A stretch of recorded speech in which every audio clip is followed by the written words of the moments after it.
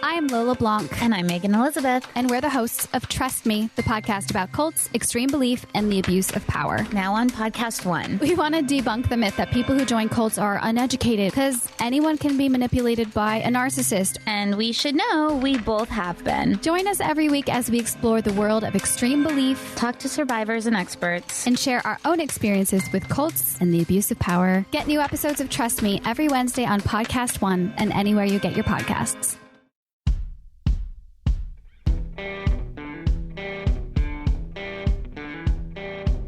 I'm Brett. And I'm Alice. And we are the prosecutors.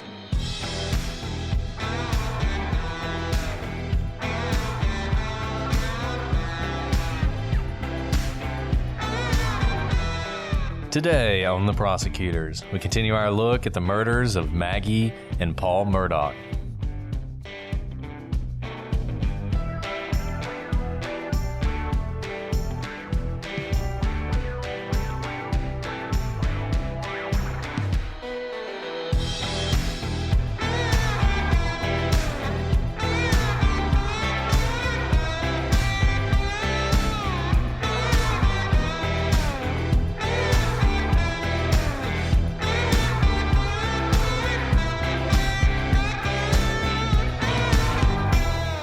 Hello, everybody, and welcome to this episode of The Prosecutors. I'm Brett, and I'm joined, as always, by my bountiful co-host, Alice. I'm really enjoying how you pronounce my name. Like, I don't know what's going to come each time, even more so than the descriptor. That was good. Yeah, that was good. I'm running out of variations. There's not that this many series variations. goes much longer. Too bad, because we have a few more episodes in us. Who knew there were that many ways to pronounce Alice? Okay, so when I was like, I don't know, whenever you experiment with, being cool, I was like 12 or 13. I was like, what if my name was spelled A-L-Y-S-E? And I tried it out, and my brothers made fun of me mercilessly, and that ended it. Yeah. Kids go through that phase where they hate their name or whatever. Yes, exactly. But I'm loving the way you're pronouncing my name because, guys, to this day, we do not know how Alec Murdaugh, however you say it, pronounces his name, and that's part of the fun. So it's like an Easter egg hunt of, I hope someone's doing like a tally, like a bingo of how we pronounce their names and the number of times, because I know I change it, like not on purpose, just as we go along. It just comes out however it comes out when I say it. It's just, I just never know what I'm going to say. The other thing we don't know is when Alice is going to have her baby. So we are recording like crazy. Yeah. This is like the 4th day in a row we've recorded. I mean, I love recording. I don't know. It's super fun. I do too. It's but fun. we are doing them back to back to back in hope. So I'm a little sick of you. Yeah. So you guys are going to hear this like one week after another. So it's going to sound like I've been expecting a baby for months, but really we're doing this like back to back to back days. It's true. But, you never know. It could always be tomorrow. So, hey. Oh, I saw this like hilarious meme, and it was like the crazy thing about being, 37 weeks pregnant or something like that, is that you could have a human being to take care of in 4 weeks or in 1.5 hours. And I was like, that's so true. That's such a mind bend. It's so true. It's so true. Especially when you have that first one and your entire life changes. Yeah. And it's just, yeah, I'm with you. Anyway, I know some of you are enjoying the baby talk. I'm sure some of you are fuming. Sorry, still no baby currently. And despite Brett asking me to bring a microphone into the labor and delivery room, we're probably not going to do that, so... Probably not. You're saying there's a chance. I'm saying there's a chance. We'll see how much our patrons sign up for. If all these people show up with like $25 a month, subscriptions, we might just have to. That's a challenge, one y'all. For the record books. One for the record books.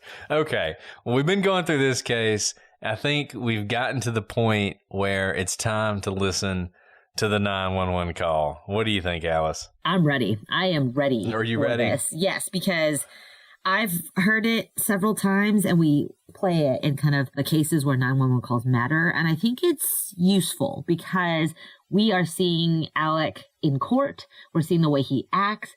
And we also have already talked about his first interview with the police. And it's interesting to see all of these displays of emotion next to each other and how they differ from each other, because we've talked about how you shouldn't just look at a 911 call in isolation, or how someone reacts in a stressful situation in isolation. But in this situation, we actually have his response in multiple forms in pretty close succession. So I do think it's time to play the 911 call, because it's very interesting to see it as compared to what we see on TV during trial and also his body cam interviews. Now, the entire 911 call is pretty lengthy because I think he was sort of just on the phone with them for a while. This excerpt we're going to play is about 4 minutes, and it should hit sort of the high notes. So let's go ahead and play it now. 911, where's your emergency? This is Alec Murdaugh at 4147 Moselle Road. I need the police to ambulance immediately. My wife and child just shot badly. Okay, you said 4147 Moselle Road in Arlington? Sir? You said 4147 Moselle Road in Arlington? Yes, sir. 4147 Moselle Road. Stay on the line with me, okay? Yes, sir. Stay on the line with me, okay? Collier County Communications. Carlton, I have an Alex Murdaugh on the line, caller from 4147 Moselle Road. He's advising that his wife and child was shot. Okay, and sir, give me the address again. It's 4147 Moselle Road. I've been up to it now. It's bad. Okay. Okay, and are they breathing? No, ma'am. Okay, and you said it's your wife and your son? My wife and my son. Are they in a vehicle? No, ma'am. They're on the ground out at my kennel.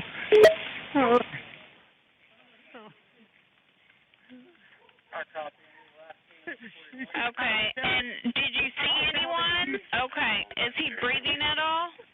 No. Is she? Okay, do you see anything? Do you see anyone in the area? No, ma'am. No, ma'am. What color is your house on the outside? What color is your house on the outside? It's white. You can't see it from the road. Okay, is it a house or a mobile home? It's a house. Okay, and what is your name? My name is Alec Murdaugh. Okay, and did you hear anything, or did you come home and find them? No, man, I've been gone. I just came back. Okay, and was anyone else supposed to be at your house? No, ma'am.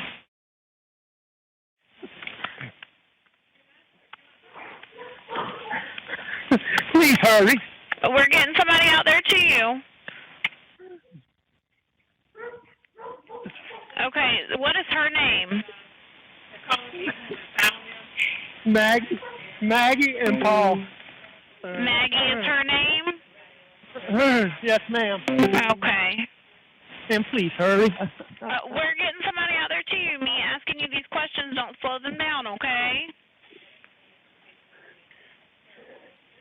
And you sure they're not breathing? Is he moving at all, your son? I know you said that she was shot, but what about your son? Nobody. They're not. Neither one of them's moving.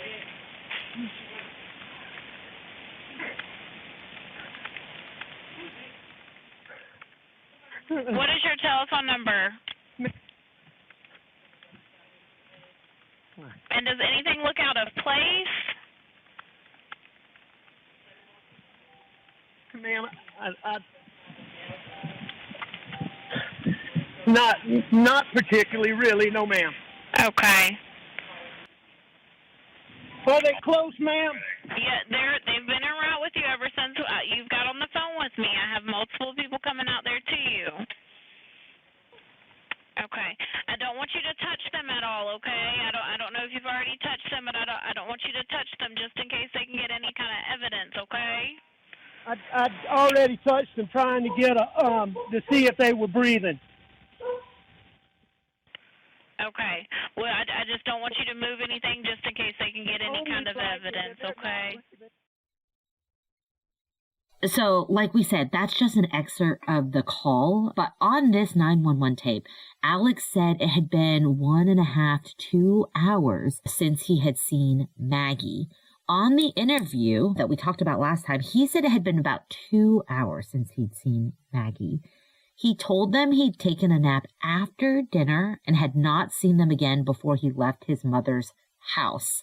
Detective Rutland had some experience with Alzheimer's, and she thought it was strange at the time that Alec was visiting his mother at night, as people with Alzheimer's tend to be worse at night. Makes sense. They're tired. You kind of decline throughout the day and you need your rest. So, I mean, obviously, this is the most heightened we've heard Alex so far, right? We haven't heard him speak in court yet, but we've seen him cry and react to evidence. And we saw how he acted on body cam and in an initial interview. And this call is certainly a much more heightened, version of what he's at. His voice is kind of cracking. He's breathing hard. Not unlike I think you'd expect someone who was in shock would act. Yeah. And I mean, I'll say this. I find the 911 call to be kind of convincing. I don't think he's faking it. I think he is emotional. The problem with these things is there are 911 calls you hear from people who are pretty clearly psychopaths and show no emotion whatsoever when they should be showing emotion. Generally speaking, whether he stumbled upon the scene or whether he killed them, he's going to be in a heightened state of emotion. And that's why I find this whole junk science of 911 analysis, which unfortunately is kind of going around right now. There are a lot of police departments and prosecutors' offices who actually take it seriously. And it's just voodoo. It's looking at the entrails of a chicken and telling the future. They would say he's too emotional. I mean, basically, they always say, if you think they're guilty, the 911 call shows they're guilty because they're either too emotional or not emotional enough. In this 911 call, he does something that they will point to, which is he urges them to hurry up, to get there faster. And this, apparently, according to the people who do this stuff or believe in this stuff, is an indicator of guilt. Why? I don't know. But that is one of the things they say. All you can really do, I think, is listen to these. The defense is going to say, see how emotional he is. Clearly, this is real. The prosecution's going to say it was all a put on. But we play these for you guys because people want to hear them. And they are interesting windows into the events happening right around the murders.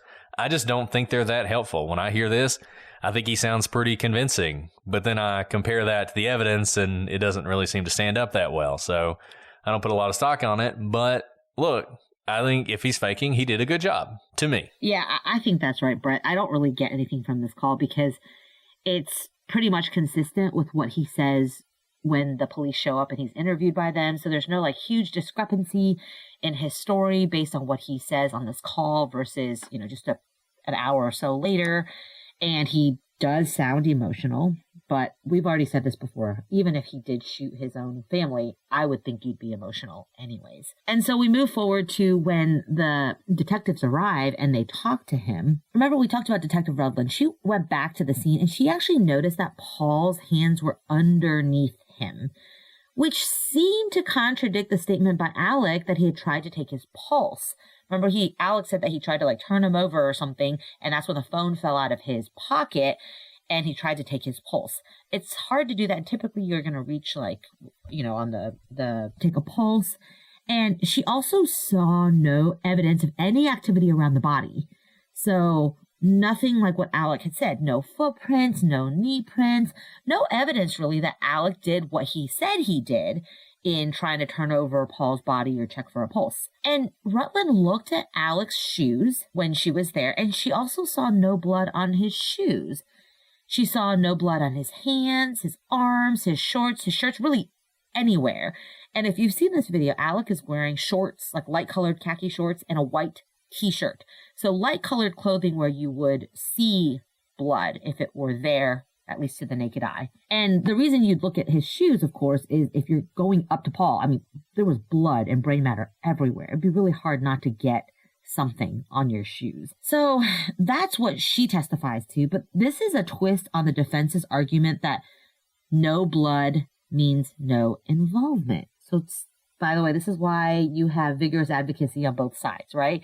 Same set of facts. The prosecution saying no blood means that he is lying about how he tried to see if Paul was alive.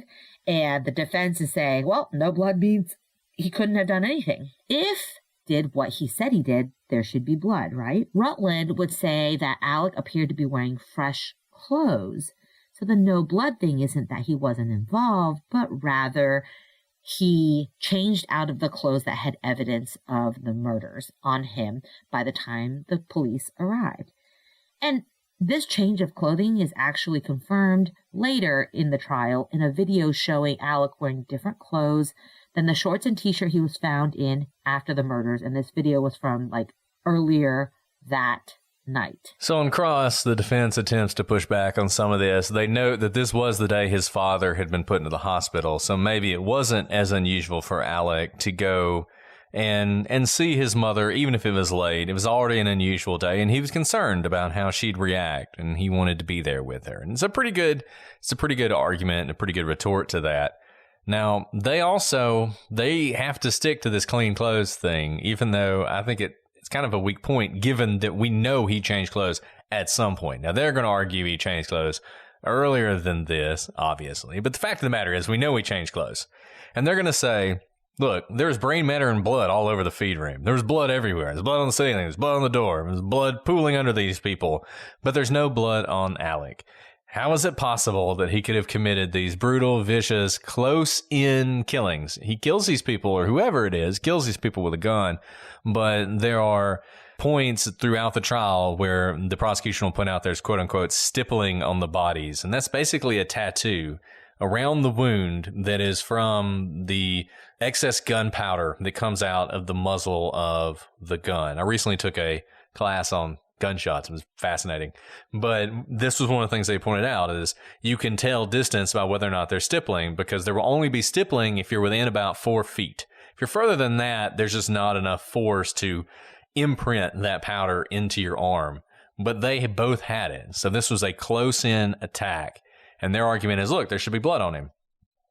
The problem with that is I kind of think it's going to play into the prosecution's hands. They've already made the point that if he's all up on these people, checking pulses and trying to turn them over and doing all the stuff he says he did, including on the 911 call where he says, I've already touched them, why doesn't he have any blood on him? And that's kind of interesting.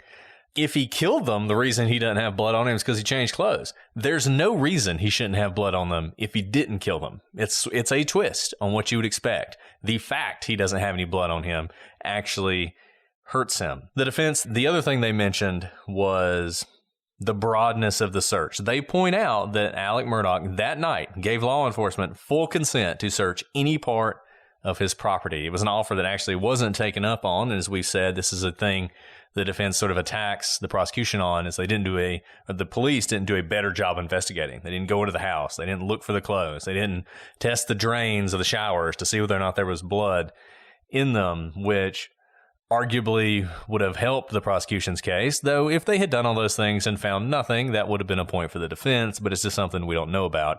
And their argument is, look, a killer doesn't do this. A killer doesn't say, search everything. I will tell you that might be an argument that a jury will buy, but if you've been in law enforcement, you know that's not true. You know that people, shockingly, all the time, allow the police to search when they know they're going to find things. And it always blows my mind that people do that, but it is a common thing for people, even who are guilty and even who know there's evidence of guilt, going to be in the place that is searched to allow the police to search it. Yeah, I think that's right. That's a pretty common thing to say, and it doesn't necessarily indicate anything. Let's talk about the blackout rifles. And specifically, let's talk about John Bedingfield, who is a Department of Natural Resources officer who testified at trial, but he doesn't testify as a law enforcement officer. Rather, he is testifying as a fact witness. Because in 2016, he assembled the 300 blackouts for Alec Murdaugh, who he had known all his life. In fact, kind of in this area, there's a lot of kin, and Bedingfield is just that. He is Murdaugh's cousin. Bedingfield suggests the blackout as a better weapon for hunting pigs to Murdaugh, and he made one all black and one tan. He also put thermal scopes on them as it's legal to hunt hogs at night. So this all comes about because they're talking about hunting, and he's like, what would be better for hunting those hogs at night is this blackout with a thermal scope on it. Even though he made these 2 blackouts for Alec Murdaugh, they actually never filled out the National Firearms Act paperwork that's necessary for suppressors. So there's certain things you have to register under the NFA, and suppressors are one of them. If you build your own, it kind of gets a little bit tricky when you get them at different places. Usually if you get them at a gun show or something, it's automatically registered, though. If you buy it at a dealership or a gun shop, that's usually done. But because Bedingfield is, I guess he just one-on-one kind of builds it for him, they never do the paperwork. Now, in April of 2018, Alec wanted another blackout on top of the 2 that Bedingfield already made for him, because he said that Paul had lost his, and Alec had Bedingfield make him another blackout rifle. This time, though, he left off the thermal imaging scope, which cost $1,800, so not cheap, since Paul had lost the last one. Ironically, Maggie was the one who picked up this new blackout rifle from John, and it would be a blackout that would eventually kill her. This 3rd blackout is missing, and no one knows where it is. It still hasn't been recovered. And the defense's position is Paul probably just lost it too, because Paul lost things. There's a lot of discussion about how Paul just leaves guns laying around everywhere, which is kind of wild. Very, very irresponsible. Yes, just loaded guns everywhere, and he's already lost his weapon. By the way, I like how the response is when you lose something very expensive is, we'll just leave off the scope. That's $1,800. But yeah, it's like, let me get you a new car. We'll just leave off the rims. Right. And the AR-15s, this is a form of AR-15s. AR-15 is a platform, and so a lot of different gun manufacturers have their own version of the AR-15. And a lot of people make their own AR-15s. AR-15s are controversial. There's a lot of people who think they shouldn't be allowed. But one of the reasons they're basically the most popular weapon in America right now is they are incredibly customizable, and people do build them a lot. And this is an example of that. Basically, you buy all the different parts and you just put it together. Obviously, you have to know what you're doing in order to do that, but there are people who do. He's one of them. He puts them together, adds all these different things on them, was going to have a suppressor on them. Suppressors, by the way, they're not like, we've talked about this before on the show, it's not like the movies where you fire a gun with a suppressor and it's like silence, like whoosh. It's not that at all. It's just, it's less uproarious when you fire it. But it's still loud. You can fire, it's still loud. It's still loud. You can fire a suppressed weapon without hearing protection, and it's okay, but it's still loud. It still will bother you. I fired a shotgun with a suppressor once, which is a weird experience. Number one, because the suppressor on a shotgun is so huge that it totally throws off the balance of the gun. You can't hit anything with it, but it was still pretty loud. Obviously, suppressors for an AR-15, AR-15s are very loud. Shotguns are loud. AR-15s are much louder than shotguns, so it is something that some people put on them. They were going to, but like Alice said, there's a ton of paperwork you have to go through, so they didn't do that. This gun probably cost, I don't think they ever said how much the actual weapon cost, but the thermal imaging alone was $1,800. That was probably the most expensive component of the weapon, but I bet the rest of the gun probably cost that much as well. So this is an expensive gun. He bought two of them, ends up buying a third. They have the one that was Buster's, and we'll talk about that more some later, but this one is missing, and that's led the prosecution to speculate this was the gun used in the murders, and it was subsequently gotten rid of. Now, what is a 300 blackout? We've talked about AR-15s. What is a 300 blackout? So the 300 blackout is 30 millimeters. That's the size of the bullet that goes into the gun. This is a little bigger than a .223, which is a fairly common round, and a lot of AR-15s are a .223. The 300 blackout, it has more stopping power than a .223. For those of you who know out there, the NATO round, which is the standard round used by the military, is a .556. It is basically exactly the same as the .223. Don't ask me what all those numbers mean. I mean, a .223 means It's like basically the bullets are the size of a 22. If you know what a 22 is, they're pretty small. The reason for this, people think of AR-15s as being incredibly dangerous weapons, which they are, but the reason they're so dangerous is because you can fire so many rounds from them. So the military went to this NATO round, which is a little smaller, so that they could carry more rounds, basically. And in combat, it's as much suppression as anything. So you want to be able to carry a lot of rounds, you want to be able to use a lot of rounds, but the 223 is actually kind of small. So when you get this blackout, it's a bigger bullet. And you're buying this bigger bullet because there are things that you're trying to stop that requires a little bit more stopping power. In this case, hogs. Hogs they destroy everything. They're terrible for farms. They tear everything up. They're basically a pest.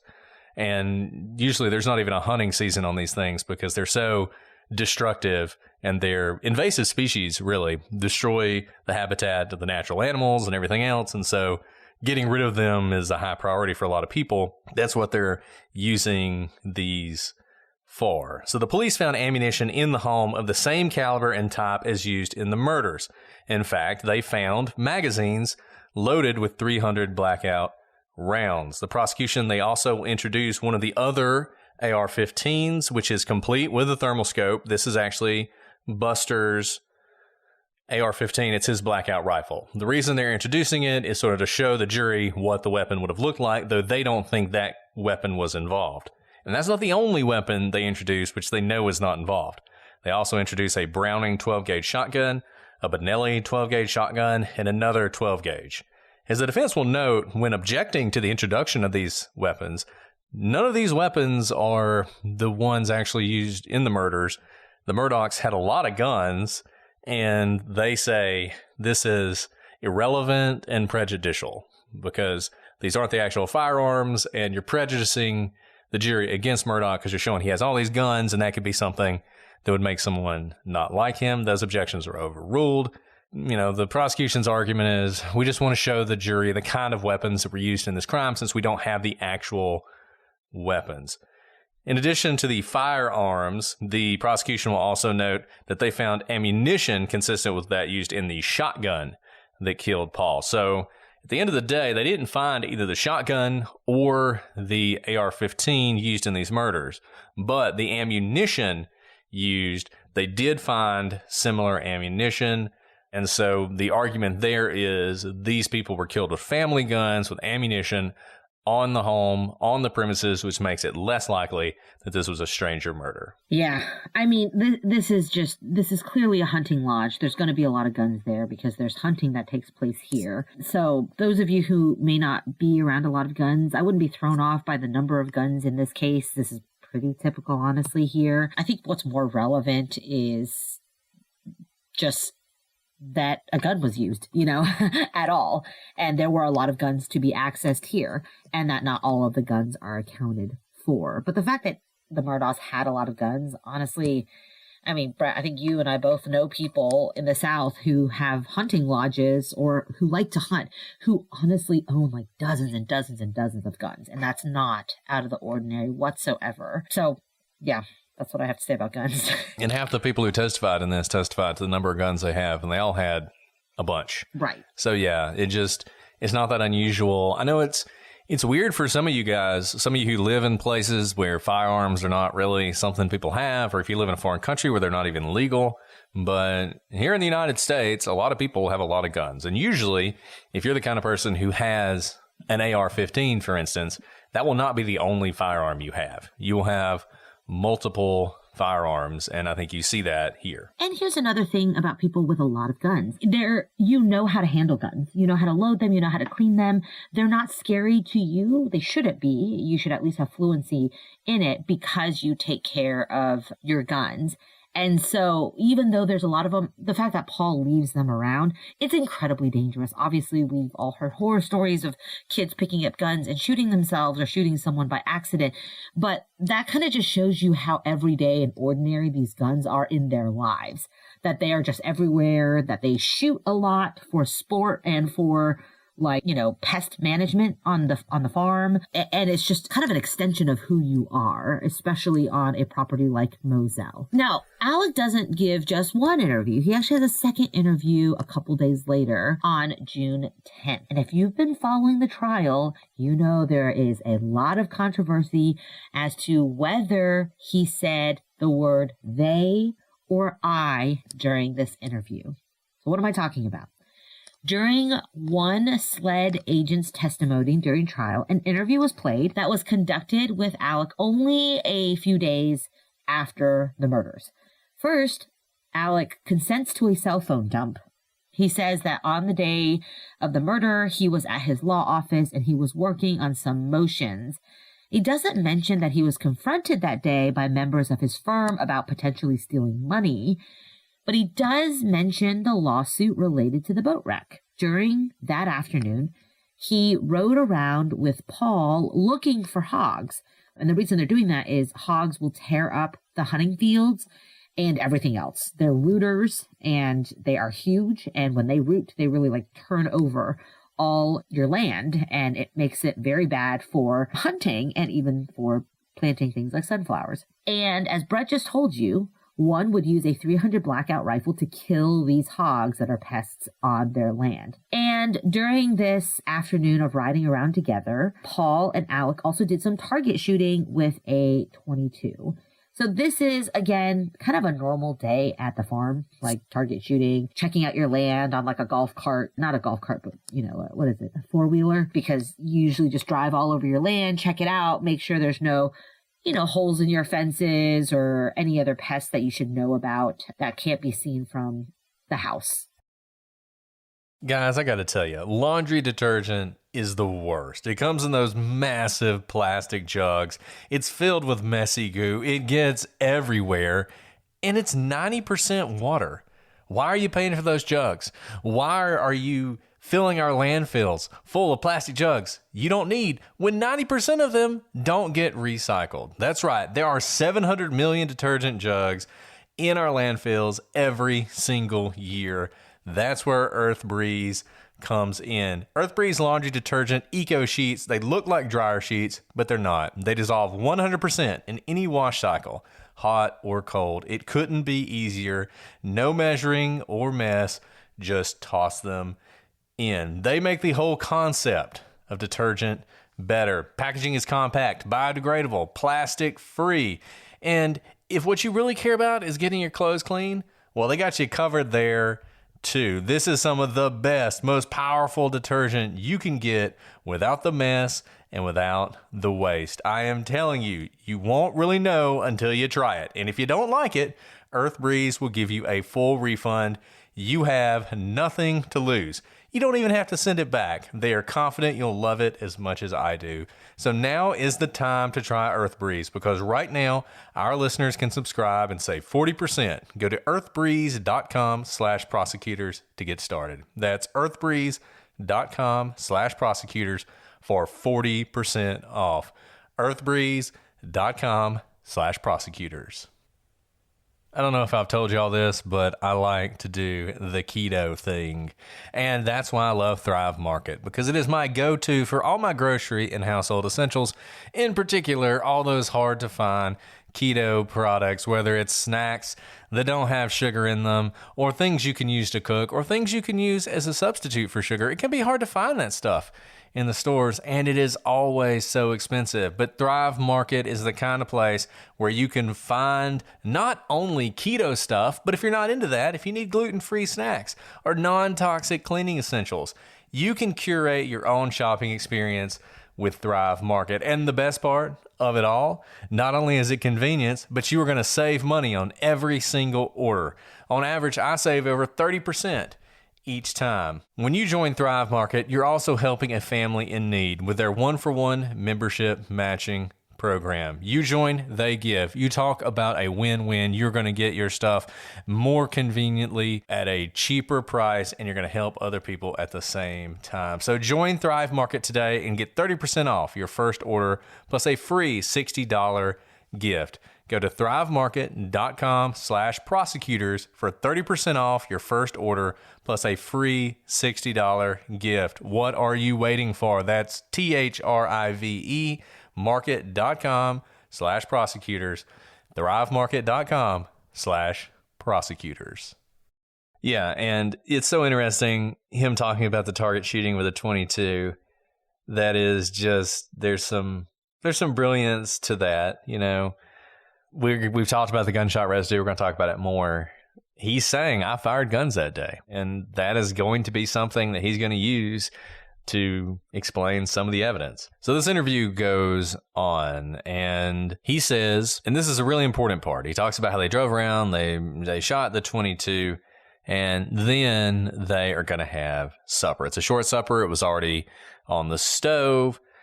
Alec mentions that Paul had been having high blood pressure, and his mother was worried about that. He just kind of throws that out there. I think they were having like country fried steak, so if they were worried about his blood pressure, that wasn't probably the best meal. But anyway, they had that.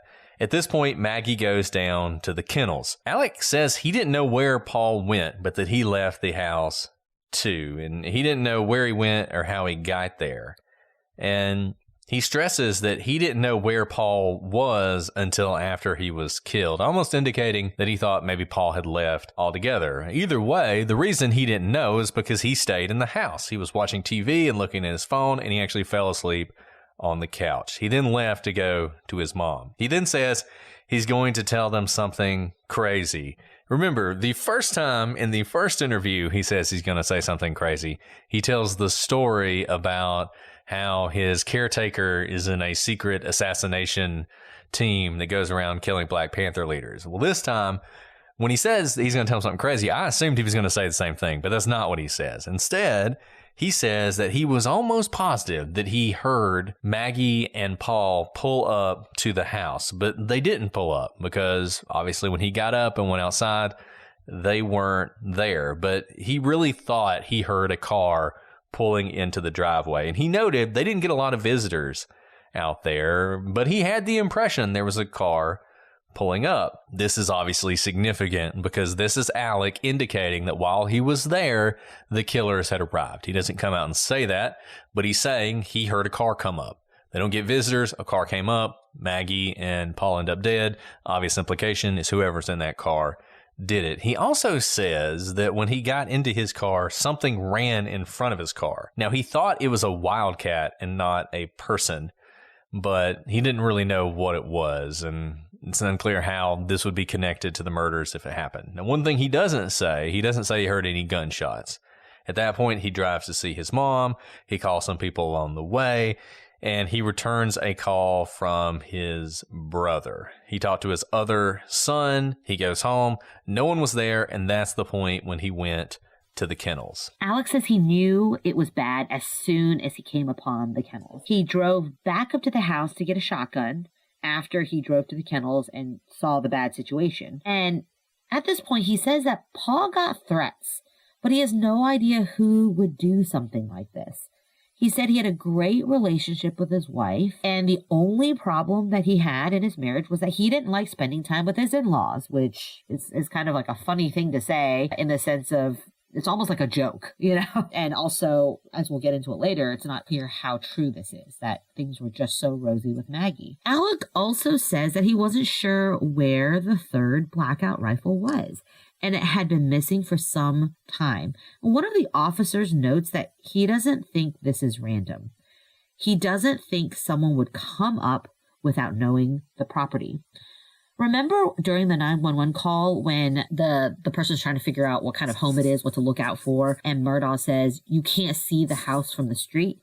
And that's true. This is like a property, not only with a long driveway, but it's like a gate and then a very long drive almost into the woods before you get to the back of the property where the home is. So if you don't know where you're going, it can be a bit confusing. It's not even clear that you'd have a house at the end of this area. So for it to be completely random would be a little surprising because you'd have to have some working knowledge of kind of where the house is at the end of the driveway, where the kennels are, where people would be situated on this very large property that has more land than it has structures, for example, and people are usually around structures, so you could easily get lost there. And that's why I think the officer makes that note that he doesn't think this is random because of the layout of the property. Alex says the last time he saw Maggie and Paul alive was when they were eating supper earlier that evening, and he's adamant about this during the interview.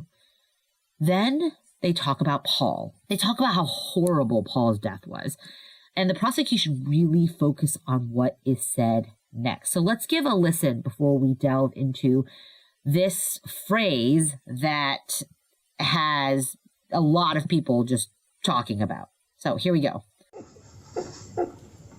And sitting here talking today is tough. It's just so bad. They did it so bad.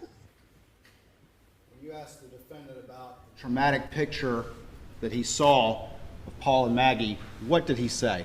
It's just so bad. I did him so bad. I did him so bad. Yes, sir. So that's a clip that the prosecution focuses in a lot on. And as you just heard in that clip, is speaking emotionally. And then the officer on the stand says what he thinks he heard, which was just played for the jury. And he says he heard him say, it's just so bad. I did him so bad. And the reaction on the tape is not, what do you mean when you say that? Which is what you'd expect if Alec had said something incriminating. They kind of just move on in the rest of the interview. So the main line here is Alec saying either, it's just so bad, I did him so bad, which the prosecution is trying to say is an admission that he killed Paul, or what the defense is going to argue is being said instead. So what do you hear, Alice? I hear I, but I don't think it matters. So I hear they. And that's really interesting. Yeah, and I will say this is the first time I've listened to it with these fancy headphones that we have for our podcast. Yeah. And I hear they even more than I did when I was listening to it before. Now, but I want you to finish with what you were saying about why it doesn't matter. Okay. I hear I, but also I recognize the clip I'm looking at, and I know the prosecution's theory is that he says I. So I could very well just be knowing what the officer testifies to and hear what I think I am going to hear. But the reason I really don't think it matters is clearly Alec is in a heightened state and his voice is cracking when he's saying it. I don't think he's articulating clearly, and who cares if he is? Because when you're in that heightened state, you could easily mix up your pronouns, and it does not necessarily mean an admission. It doesn't sound like an admission because an admission is typically like, I can't believe I did. And it's usually repeated over and over. I can't believe I did that. I can't believe I did that. Why did I do that? It's usually not just a random pronoun. I did him so bad. And the biggest part is if the investigating officer or the interviewing officer really thinks that Alec was confessing at that moment, he would act very differently. We see this a lot. We do have witnesses or targets or suspects who kind of break down in an interview or a proffer with us and confess. And you follow up. And the fact that the detective does not follow up on that and Alec doesn't say, did you hear me? Like, did you hear what I just said? Leads me to believe that the detective didn't really think it was an actual admission, even if Alex said, I did him so bad. Because that could mean a lot of things. It doesn't have to, even if he said it doesn't have to mean that it's an admission of guilt. It could literally be like, I'm his father. I should have protected him. And I think this is a big mistake by the prosecution to focus on this so much.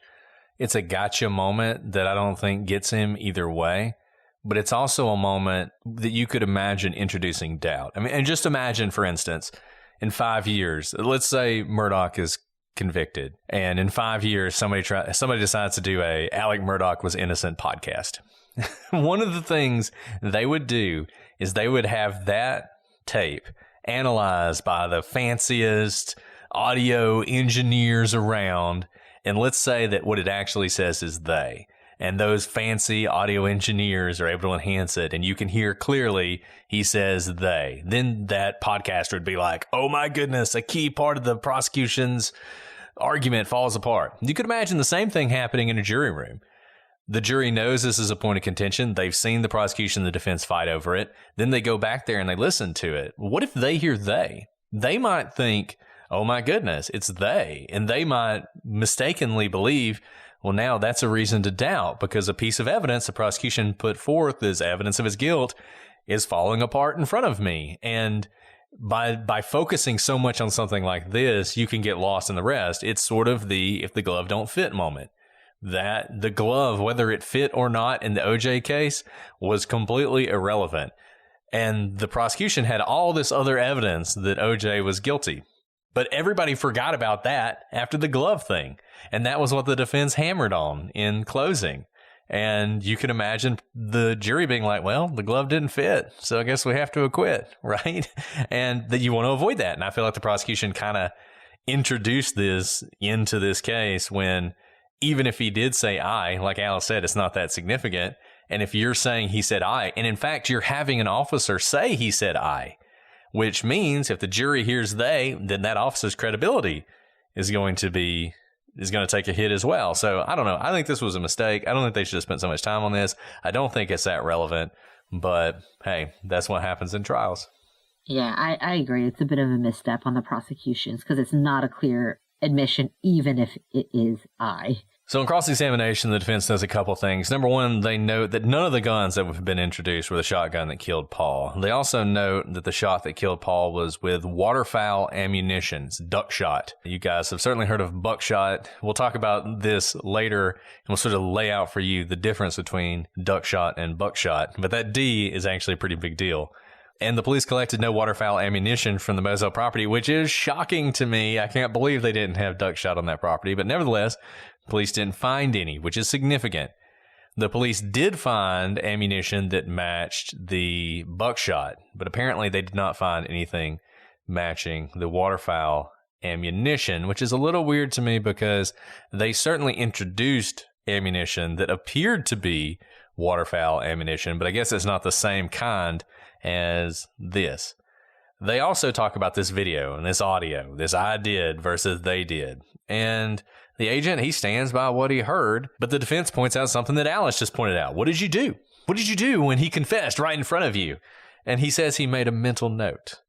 The defense says, was there any follow-up? Which there wasn't. Was there any further questioning? There wasn't. He asked, did you ask him about it in the next interview? Nope. And they also note that he might have made a mental note, but he didn't make a note on a piece of paper that he had heard this. And frankly, I found this cross-examination to be pretty bad for the prosecution. May not matter in the end, but I just thought this I-they thing, like I was saying, really kind of undermined credibility of this officer and focused on something that wasn't really relevant and probably did more harm to the prosecution's case than help. And we've always said this before, like if you don't write it down in a report of some case, it doesn't really matter, right? Because you don't keep a case file in your mind as a law enforcement officer. It has to be reduced to paper because you have to be able to turn that thing over. And also, if you had a massive break in a case, you wouldn't convey it to the rest of your team. That seems a little bit unbelievable. So what it sounds like is post hoc reasoning, right? Like, we don't have enough evidence, so we have to go backwards and see what we can scrounge up from the evidence we do have. But that's not the case here. There is a lot of evidence, so it seems a little strange that you would do post hoc reasoning, but does shine a light on the fact of why you would be doing post hoc reasoning. Somebody heard that in trial prep, and they went back to this agent and they asked him, what do you hear here? And he said, I. And they said, did you hear that at the time? He was like, yeah. And they said, what'd you do about it? Well, I made a mental note. And that's how we ended up here. But yeah, this is total post hoc reasoning. The sled ballistics expert, Paul Greer, testified about the shells found around the bodies of Paul and Maggie. He testified that the blackout cartridges found around Maggie conclusively matched other 300 blackout cartridges found on other parts of the property. In other words, they had been fired by the same 300 blackout rifle that was used on the property. So probably one of the 3 blackout rifles that they owned, or maybe 2 at this point, because maybe Paul had lost one, or maybe 1 if another one had been lost. And they were not definitively consistent with the remaining .300 blackout rifle that Murdaugh had previously purchased. So remember, there were 3 blackout rifles. Paul had apparently lost one. They got a third one, and that one has not been recovered to this day. So the only one they could test was that first blackout rifle. So what they do know is shells match blackout rifle ammunition that's been fired on the property, just not definitively consistent with the one .300 blackout rifle that they could access from the Murdaughs. And this is one of those weird things about forensics. You can only go so far with it. And we're getting better and better about the way we talk about forensics in trials. Forensics is criticized all the time, whether it's bite mark analysis, which has largely been abandoned, or fiber evidence, which is also very questionable. Or even there are people who attack fingerprints, who attack DNA to some extent, particularly touch DNA. And the arguments generally made against it are pretty powerful when you act as if that evidence is definitive. So take bite mark analysis, for instance. If the only piece of evidence you have is bite mark analysis, you need to drop that case, because bite mark analysis is simply not reliable enough for you to use that to convict people. There have been people who've been convicted on bite mark analysis alone, and most of them have now been exonerated and released. Doesn't mean it's never helpful. Ted Bundy's a good example. Ted Bundy was convicted. There was some bite mark analysis in that case that was really powerful and really damning to him. And I think even people who doubt bite mark analysis are willing to give you Ted Bundy. But you really need to look at these things and put them in a proper perspective. So this is a good example of this, because they've got these cartridges and they're really able to say that, look, the cartridge we found, they shoot guns all over this property. So there were cartridges everywhere, and they found a ton of cartridges, and they took those cartridges and they compared them to the ones sitting next to Maggie's body. They're pretty definitive. The tool marking on those, really strong, really good evidence. And so you would think if you can match those two so definitively that when you tested them against the remaining blackout rifle, you should be able to exclude that one definitively. They couldn't do that. They couldn't say it matched it, but they also were really kind of fuzzy on whether or not it didn't match it. They basically were like, it's inconclusive. It's inconclusive. We couldn't show that it did match, but we couldn't show that it didn't match either. Now, you might think if you couldn't show it did match when it's so definitive on these other bullets, that probably means it didn't match, but that's just not the way it works, and they're not willing to go that far, which is interesting to me, and we're going to talk more about that third blackout rifle later. You wish they had the other missing one to test, but obviously that's why whoever did this, if they used that gun, got rid of it, because you don't want them to be able to do those forensics. But this was a pretty interesting person, and this fact, the matching cartridges, weeks old cartridges. This is one thing you pointed out, that these cartridges they found were obviously weeks before they had been expended. Compared to the fresh cartridges used in the murder, they match. That tells you a lot. I mean, the story you're having to build in your mind for this to be someone other than Alec, now it has to be someone who found a weapon on that property and decided to use that weapon to commit this crime. And that is a little bit more of a stretch than just somebody showed up randomly to kill the family and did it. Now they've shown up randomly to kill the family. They've used a gun they found on the property, I guess, in order to frame Alec with the murders. Obviously, that's a pretty dangerous thing to show up at a property where there are guns everywhere. Yes, they are accessible, but if anybody sees you, you're going to get shot because everybody's got a gun. And you would think if you're going there to kill people, you'd bring your own weapon. Apparently, they didn't do that. Let's talk about gunshot residue. So SLED agents tested for gunshot residue, of course, because that's going to be one of the first things they do. They test Alec's shirt, his pants, his shoes, the seatbelt of his car, the raincoat that they found at Alec's mom's house. We're going to talk more about that later, but they tested all these items. And they noted one thing that was interesting that didn't have anything to do with gunshot residue, but it was interesting. They noted that when they opened up the package that had Murdaugh's shirt in it, they could smell laundry detergent, which they thought was a little weird because it was a warm night. He was kind of sweaty. If he'd been wearing that shirt for a long time, you would think it wouldn't smell like laundry detergent, but it did. And this goes back to the prosecution's theory that obviously he had changed clothes very close in time to when this 911 call was made.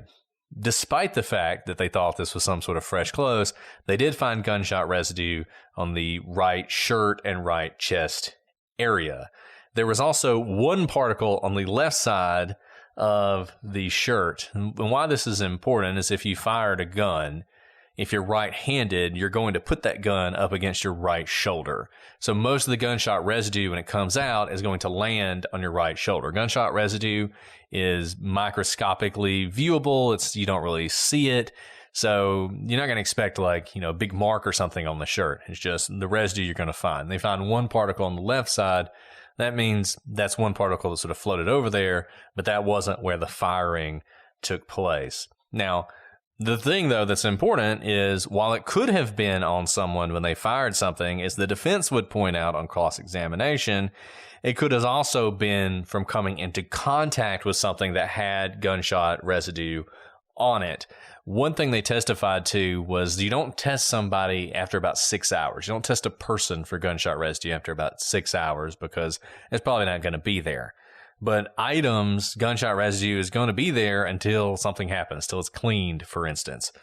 Well, look, if you shoot guns as much as the Murdaughs do, you don't clean your guns every time you shoot them. So those guns are going to have gunshot residue on them. And what did Alec do? He goes up to get that shotgun, and he would have gotten that shotgun while wearing these clothes. So the defense is saying, look, this is just transfer from that gun. It's not, him shooting a bunch of times. Remember, Paul shot twice. Maggie is shot 5 times. That's a lot of shooting. You would expect not just some gunshot residue, but a lot of gunshot residue. And the pants, the shorts he was wearing also had some gunshot residue on them. One particle, so not a lot at all, was found on both his right and left hand. None was found on the shoes. There was one particle that was found on the seatbelt of the vehicle that he was driving the night of the murders. This was most likely a transfer of residue. And I'll just tell you, I think all of this gunshot residue came from that shotgun he picked up. There's just not a lot of it. This is not a lot. I mean, truly, for the amount of bullets expended, this is microscopic, really. Yeah, this is not that much. It's just not that much. It is more consistent with the defense's argument, the same argument they made in opening statement, that this is transfer.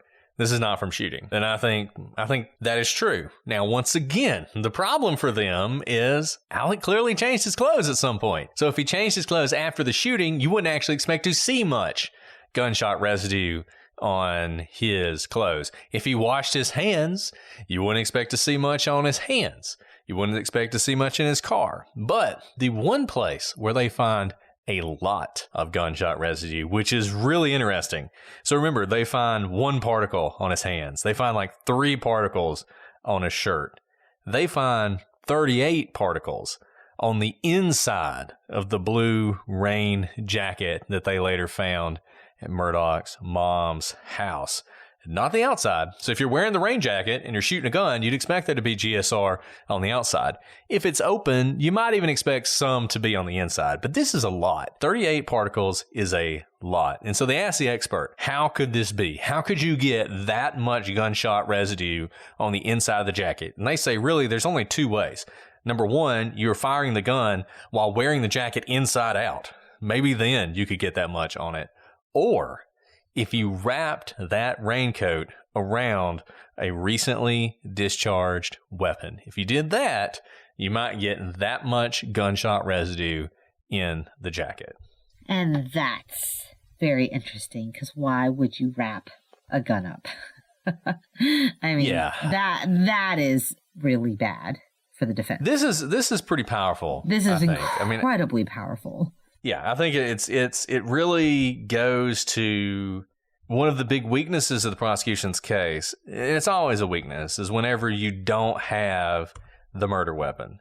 Whenever you don't have the murder weapon, it's going to be something that leads people to question, what happened to it? When did you get rid of it? What did you do with it?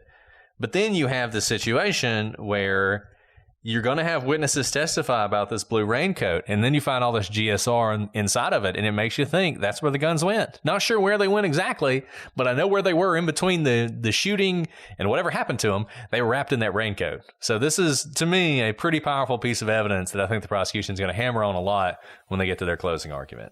Absolutely. Let's talk about the caregiver for Alec's mom. The caregiver is Shelly Smith, and she was with Alec's mom the night he came to visit her the night of the murders. And she also testified at trial. She testified that when Alec arrived, it was late. Now, this was unusual, but possibly explained by his father's sudden illness, like we've already mentioned. But it is important to note that normally he does not come this late at night. And even more so strange because his mom was asleep, but he insisted on seeing her anyway.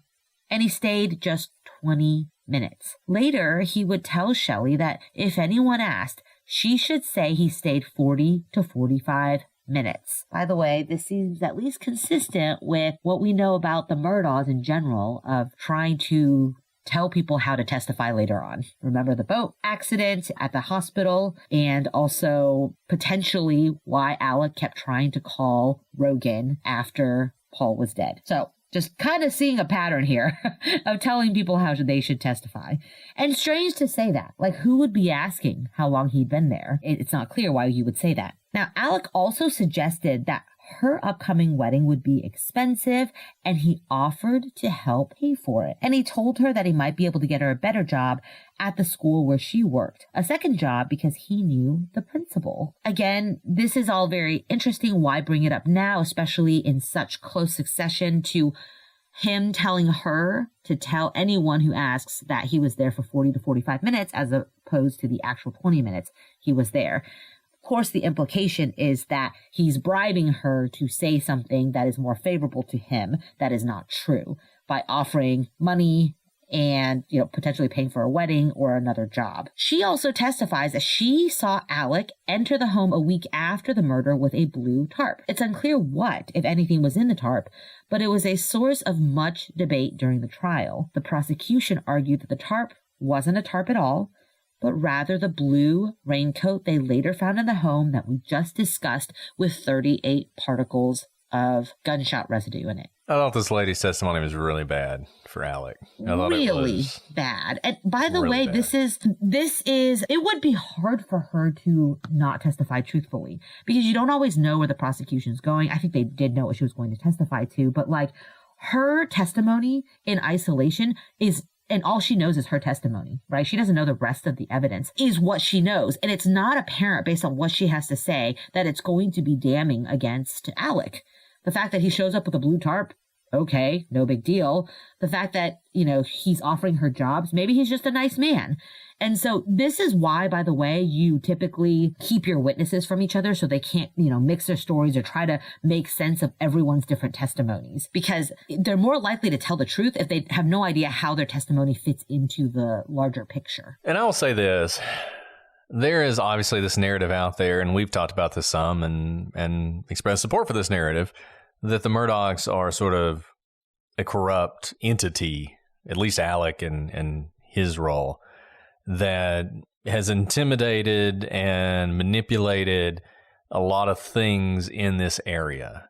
And there are a lot of people who talk about how the witnesses are scared, and they're probably scared of Alec Murdaugh to this day, and that's a problem for the prosecution or whatever. And maybe that's true. I'm not saying it's not. That is not what you see from the stand, though. And maybe they're lying because they're scared of the family, possibly. But what you hear from a lot of these witnesses, which is far worse, is how much they really liked the Murdaughs. Whether it's Paul's friends or Alec's friends or his coworkers or this lady. I mean, this lady seemed like she really cared about Alec Murdaugh and the Murdaugh family, and Miss Libby, who is his mom. She comes across as though she really cares about these people and doesn't want to be there, not because she's afraid, because she just doesn't want to hurt them. And that's so bad. It's so bad when somebody who seems like they really like the defendant is nevertheless testifying to these things that are really damning. Like Alice said, the whole manipulating, this is straight out of the playbook. Straight out of the playbook to find a witness who you need to say a certain thing and tell them what you want to say. And I think, let's go back to the timeline. All those calls to Rogan Gibson that Alec made after he found the bodies, what was he trying to do there? I think he was trying to do exactly what he did with Shelly Smith. He wanted to talk to him and make sure his story was straight when the police came to him. And innocent people don't do that. They don't do that. they're not trying to concoct a story and make sure that it's all straight.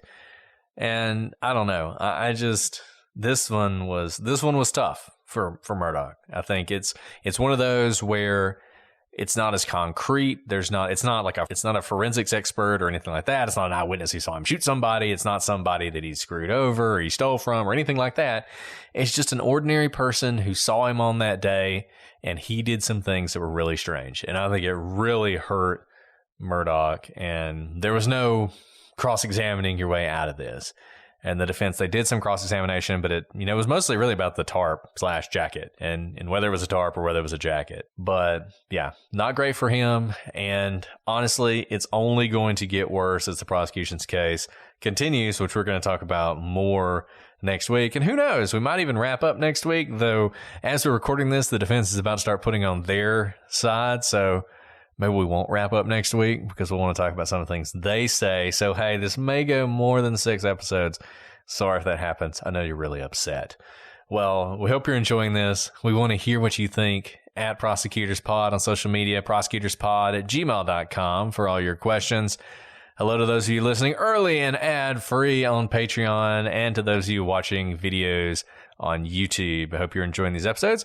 I hope you're doing those 5-star reviews we talked about last time, either asking a question, which we'll answer on the show, or if you want to send us a screenshot of your 5-star review, even if it's an old one that you made a long time ago, we will make sure that you are in our next live recording that we do for our patrons, even if you're not a member of Patreon. Well, Alice, is there anything else you want to ask or anything you want to add before we sign off? Whew.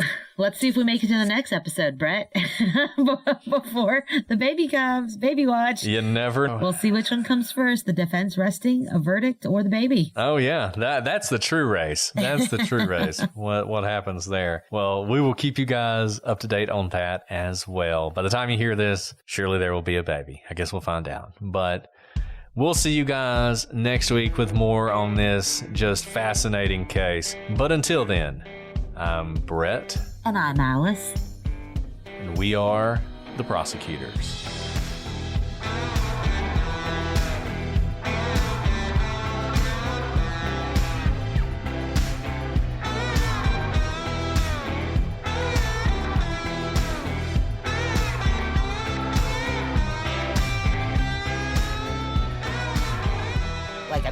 You are a good writer, so you know how to organize things, but it's so basic. If lay people can't follow it, they can't follow it.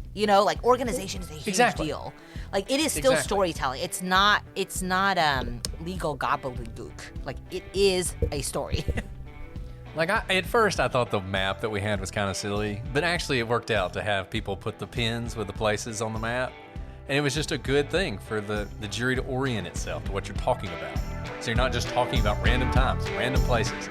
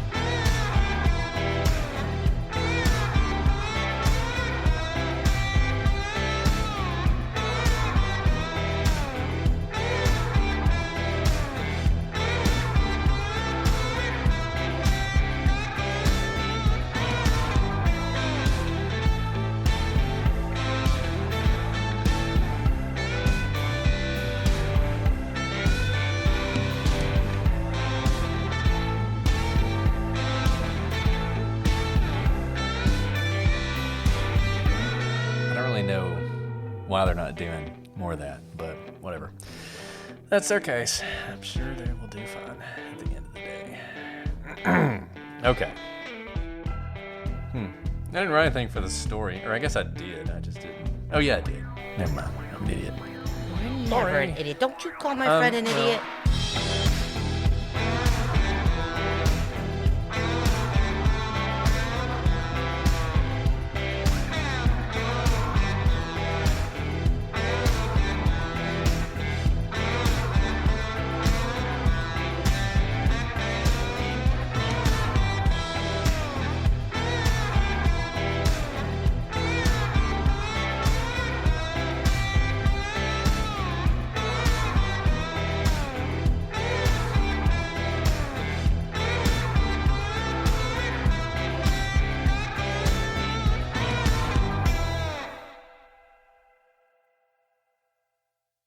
All month long on Pluto TV, stream the biggest Tyler Perry movies free. Watch your favorites like Medea's Witness Protection and Medea's Big Happy Family. Join Tyler Perry as he goes on a couples retreat with Sharon Leal in Why Did I Get Married? Or Idris Elba and Gabrielle Union in the Tyler Perry directed film Daddy's Little Girls. Plus, Pluto TV has hundreds of channels with thousands more movies and TV shows. Available on live and on demand. Download the free Pluto TV